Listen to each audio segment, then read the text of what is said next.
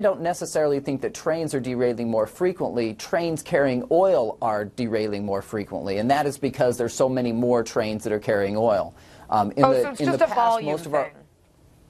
So I think it's just a volume thing. I mean, in the past, you know, when most of the oil is produced in places where we've been producing oil for a long time, we already have the infrastructure. Now, with places, you know, the Eagle Ford in Texas or the Bakken in North Dakota, there aren't the pipelines there yet. There will be over time pipelines built to transport the oil, but so far, much of that oil is being transported by train, and as a result, I think it's just a volume numbers game. Gotcha. Okay. And actually, we have a map to show that it's not just in those areas. It actually is nationwide. I think we have that map. We can put it up there. That the oil train accidents and incidents are happening. They're occurring all over the country, and that's probably, you know, that's in line with what Daniel just said.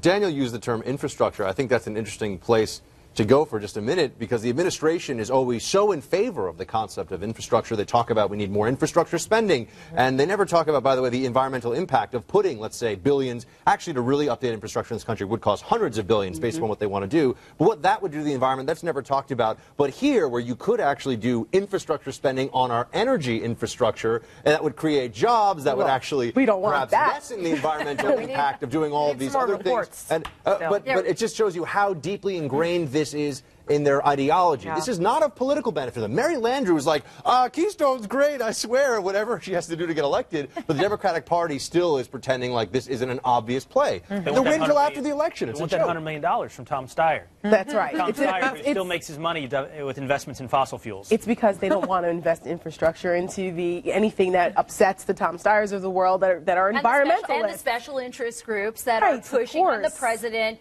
You don't put in the Keystone Pipeline, we'll continue to back you. The minute you do, we're going to come after you publicly, and that's what's going on here. That's absolutely right. The Sierra Club, they